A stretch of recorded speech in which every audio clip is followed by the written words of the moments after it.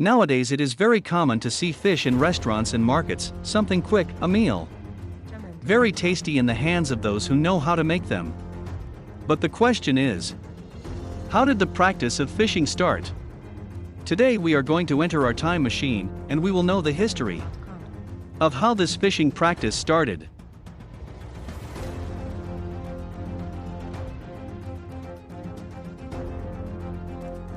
We stop in time around 40,000 and 10,000 BC.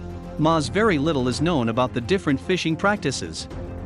At that time, subsistence fishing consisted of catching fish by hand or using rudimentary tools made of natural materials of which there were no traces. Navigation on the Nile River was vital for the Egyptians. So important that the scene of a sailing boat going up the Nile ended stamped in hieroglyphics. No wonder they were one of the first established peoples to practice fishing. We can also talk about the Romans. The oldest fishing treaty was written by Oppian of Caracas, a Roman poet of the 2nd century. The Romans were great consumers and traders of the resources of the Mediterranean basin. Schools of tuna served as food for the Greeks, and also for the Roman legions. They mainly fished using different types of nets, as the principle of refrigeration had not yet been developed. Fish that was not consumed immediately was fermented and made into garum. Garum was a sauce made with the blood, viscera and other selected parts of tuna, along with small fish, crustaceans and crushed shellfish, all left in the sun and brine for 2 months. Do you dare to try a dish with this sauce? Leaving the garum aside now, and reminding you to sign up here at Vida Curiosa to have more curiosities about our world, and if you are enjoying our trip to the olden days, leave here in the comments an idea of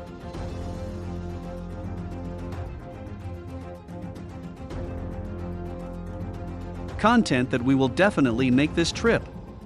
There, and leave your like here to encourage us here on YouTube, because we are starting now, and you can be part of our growth from the start.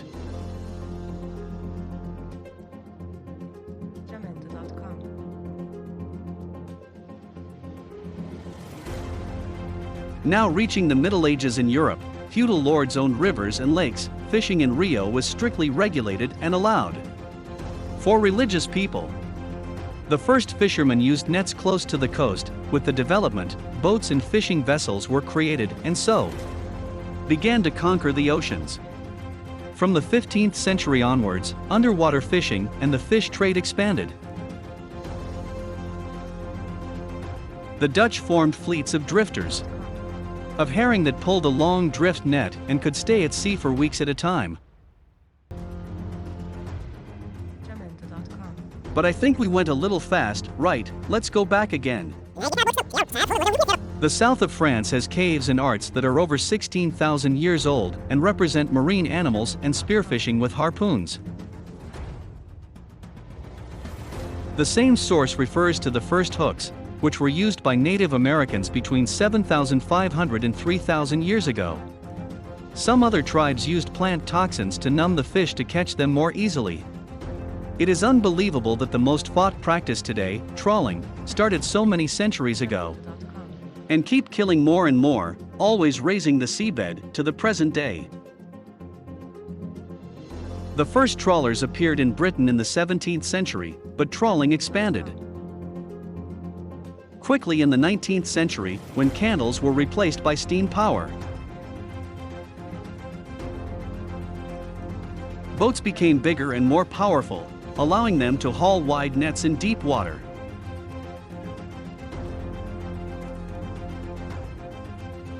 The seafood trade intensified. The small English town of Grimsby has become one of Europe's main commercial fishing centers. Hey, did you enjoy knowing how to start the fishing arts? Did you enjoy traveling back in time with us at Vida Curiosa?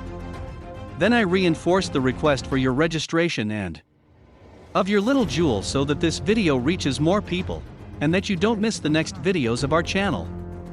A hug, and until the next video.